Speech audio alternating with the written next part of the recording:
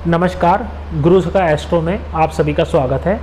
आप सभी को मेरी तरफ से गुरु पूर्णिमा की हार्दिक शुभकामनाएं और मेरे गुरु श्री खुशदीप बंसल जी को मेरा हार्दिक वंदन और परम श्रद्धेय पर ब्रह्म भगवान श्री कृष्ण को मेरा कोटि कोटि नमन। मेरा उद्देश्य इस चैनल को शुरुआत करने के लिए यह है कि मैं आप सभी लोगों के समक्ष एस्ट्रोलॉजी का वो पहलू पेश करना चाहता हूँ जिस पर अभी कुछ लोग रिसर्च कर रहे हैं, कुछ कर चुके हैं, कुछ करेंगे। मेरा मत एस्ट्रोलॉजी को लेकर क्या है, मैं किस तरीके से एस्ट्रोलॉजी को समझता हूँ और किस तरीके से मैं एस्ट्रोलॉजी को देखता हूँ, मैं आपको वो मत के बारे में बताऊँगा। मैं भगवान श्री कृष्ण के द्वारा कही गई श्रीमद् भागवत गीता को सर्वश्रेष्ठ उपदेश मानता हूँ, जो कि आधार है हर ज्ञान का। मैं आपको ये हमारा एक इंट्रोडक्शन वीडियो है जिसके अंदर मैं आपको ये बताऊंगा गीता का ज्ञान कैसे सहायक हो सकता है एस्ट्रोलॉजी को समझने में। अगर हम बात करें श्रीमद् भागवत गीता की, भगवान श्री कृष्ण ने अर्जुन को कुरुक्षेत्र के युद्ध में ये ज्ञान दिया था। अगर इस ज्ञान की बात करें, अगर सोचा जाए इस ज्ञान की क्या ज़रूरत पड़ गई थी भगवान श्री कृष्ण को देने के लिए, क्योंकि वो स्वयं में ही भगवान थे और जिस धनुर्धर को उन्होंने ज्ञान दिया वो खुद में इतना सक्षम था कि वो 2 धनुष बाण में युद्ध समाप्त कर सकता था। और अगर देखा जाए तो दूसरी तरफ भी ऐसे योद्धा थे जो कि ज़्यादा दिन युद्ध को चलने नहीं देते, कुछ क्षणों में ही युद्ध को समाप्त कर सकते थे। मगर ये नियति का नियम था जो कि भगवान श्री कृष्ण के द्वारा, या कह सकते प्रभु परब्रह्म के द्वारा रचा गया। इसका कारण क्या था? भगवान श्री कृष्ण गीता में क्या बात कहते हैं? भगवान श्री कृष्ण कहते हैं कि आप सदा वो कार्य करो जिसमें आप श्रेष्ठ हो, जो आपके अंदर से आता है, जो आप करना चाहते हैं, जिसको करके आप खुश हैं, जिसको करने से आप अपने आपे में रहते हैं। आपे में रहने का मतलब क्या है? आपे में रहने का मतलब है कि हम अपने अंदर रह के उस कार्य को करते हैं जिससे किसी को कष्ट, दुख, किसी भी प्रकार की समस्या नहीं आती और वो कार्य फलीभूत होता है, जिससे हम सुखी रहते हैं, जिनसे हमारा चित्त सुखी रहता है। और अगर देखा जाए आगे चल के एस्ट्रोलॉजी में अगर देखा जाए तो हम भी चित्त सुख की बात करते हैं, मन सुख, तन सुख, धन सुख की बात करते हैं। और अगर हम देखते हैं कि भगवान श्री कृष्ण श्रीमद् भगवत गीता में यही 3 कर्मों के बारे में बता रहे हैं। एक्चुअली गीता को समझने के 3 मार्ग हैं। पहला ज्ञान मार्ग, दूसरा कर्म मार्ग, तीसरा भक्ति मार्ग। इनके अंदर भगवान श्री कृष्ण ने कर्म मार्ग को पहले समझाया है, फिर ज्ञान मार्ग और फिर भक्ति मार्ग को समझाया है। अगर हम कर्म मार्ग की बात करें, भगवान श्री कृष्ण कर्म के बारे में क्या राय रखते, क्या मत है भगवान का? भगवान का कहना है कि अगर आप कार्यरत हो, आपके हाथ में हुनर है, आपके हाथ में सक्षमता है किसी चीज़ को अपने हुनर से बदलने की, तो आप कर्मयोगी हो। कर्मयोगी कौन है?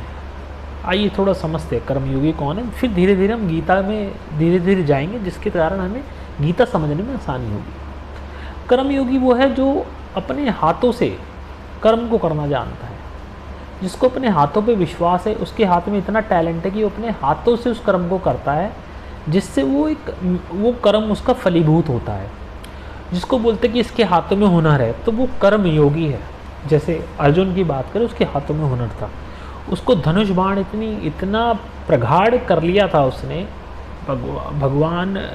भगवान के जो परम मित्र थे श्री अर्जुन, उन्होंने धनुष बाण की विद्या को इतना प्रगाढ़ कर लिया था कि उतनी एक्सीलेंसी आ गई थी कि वो जहाँ भी निशाना लगाते थे वो कभी चूकता नहीं था। तो इसलिए भगवान ने उनको कर्मयोगी बोला। कर्मयोगी का जो परम कर्तव्य है वो कर्म करना है। ना कि आलतू फालतू का कुछ सोचना।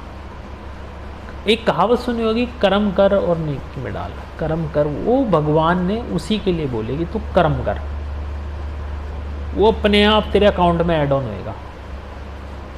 अगर हम बात करते हैं ज्ञान मार्ग की, ज्ञान मार्ग ऐसा है कि कुछ लोग होते हैं जो कर्म नहीं कर सकते।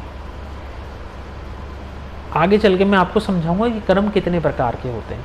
कुछ लोग इतने हिस्से से कर्म करते हैं, बुद्धि का कर्म, जो सलाह देते हैं, बुद्धि से चलते हैं, जो सिर्फ बुद्धि से करना जानते हैं। कुछ लोग होते हैं कर्म योगी, जो करते हैं कंधों से, हाथों से कर्म, हाथ पैरों से कर्म का उपयोग लेते हैं, कर्म करते हैं, जिनसे वो फलीभूत होता है। कुछ लोग होते हैं अपने पेट के लिए, अपने दिल के लिए, मन के लिए कर्म करते हैं, मन के लिए, मन से होता है, इमोशनल होते हैं ज़्यादा। तो ऐसे भगवान श्री कृष्ण ने डिफाइन किया है। आगे चल के मैं आपको गीता को एस्ट्रोलॉजी से कनेक्ट करके बताऊंगा कि गीता को पढ़ने के बाद, समझने के बाद एस्ट्रोलॉजी कैसे आसान हो जाती है। एस्ट्रोलॉजी को किस एक नज़रिया और आपको मिल जाएगी एस्ट्रोलॉजी को कैसे समझे। वैसे तो श्रीमद् भगवत गीता की अगर हम बात करें, बाज़ार में आपको मिल जाएगी, आप कहीं भी अमेज़ॉन वगैरह श्रीमद् भगवत गीता खरीद सकते हैं।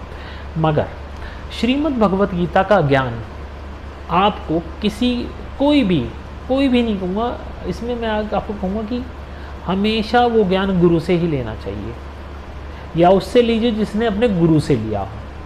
क्योंकि गीता का ज्ञान पुस्तक पढ़ के नहीं आएगा। आप सोचो कि मैं पुस्तक ले आता हूँ और गीता को पढ़ता हूँ, वो ज्ञान ऐसे नहीं आता। उसके लिए आप गीता का ज्ञान प्राप्त करने के लिए आपको या तो गुरु की आवश्यकता पड़ेगी, या उस परम श्रद्धा की आवश्यकता पड़ेगी जो उसको जानता हो, जिसने उसको कंठस्थ किया हो। मेरा जो भी गीता के बारे में जो भी वचन होंगे, जो भी मैं आपको समझाऊंगा, वो सब हिंदी में होगा। संस्कृत और उसका अनुवाद नहीं होगा मेरे पास, क्योंकि मैंने गीता को हिंदी में ही समझा है मेरे गुरु से। मेरे गुरु ने मुझको हिंदी में ही गीता के वचन समझाए हैं। इसके अलावा गीता कैसे आपके जीवन में उपयोगी होगी, आप देखते जाइएगा। आप बस बने रहिए इस चैनल पे, आपको समझ आ जाएगा गीता को कैसे कंठस्थ किया जाए, कैसे समझा जाए। आप कैसे समझ सकते हैं गीता को? इसके अंदर गीता इतना गुण ज्ञान है गीता के अंदर कि अगर आप समझेंगे गीता को, आपको सृष्टि दिखने लग जाएगी। आपको हर एक व्यक्ति विशेष गीता के अनुसार कार्य करता नजर आ जाएगा। कल जब आप अगर एस्ट्रोलॉजी में इंटरेस्ट रखते हैं, एस्ट्रोलॉजी पढ़ते हैं, एस्ट्रोलॉजी आप करते हैं, तो आपको समझ आ जाएगा कि किसी व्यक्ति को गीता के अनुसार क्या करवाया जाए। क्योंकि आज के टाइम में लोगों को पढ़ने की समझ, करियर की है, रिलेशनशिप की है, आपकी पैसे की समस्या है, तो ये सारी गीता पे आधारित हैं। अगर आप देखेंगे गीता के अंदर सांख्य योग की बात कही गई है। षट दर्शनों में सबसे श्रेष्ठ दर्शन है सांख्य दर्शन। कपिल मुनि द्वारा रचित ये सांख्य दर्शन श्रुतियों का विषय है। ये कहीं लिखा नहीं हुआ, ये श्रुतियों का विषय है, ये मनन से ही आता है। और अगर आप इसको सुनेंगे, इसके अंदर आप 5 ज्ञानेंद्रियाँ, 5 कर्मेंद्रियाँ, 5 जनेंद्रियाँ, इनकी बात कही गई है। अगर आप धीरे धीरे पैटर्न वाइज समझेंगे, आपको सब समझ आ जाएगा। बस आपको बने रहना है। ये जो गीता की सीरीज़ है आप लोगों के ही लिए है, इसमें आप लोग ही शुरू से बने रहिएगा। हालांकि थोड़ा बोरिंग हो सकता है हालांकि, मगर आप शुरू से बने रहेंगे तो आपको समझ आएगा आगे चल के कि आपका बेस तैयार हो चुका है। गीता आपका बेस बनेगा। अगर आप इसको समझते हैं तो ये आपका बेस तैयार करेगा एस्ट्रोलॉजी को समझने के लिए। तो यहाँ पर मैं आपसे विराम लूँगा। मैं अगले वीडियो में गीता के प्रथम 2 अध्यायों के बारे में आपको समझाऊंगा। गीता क्या कहती है, किसके लिए कहती है और क्यों कहती है, और उसका हम अपने जीवन में कैसे उपयोग करें, कैसे उसको अनुसरण करें, अपने जीवन में उतारें। धन्यवाद।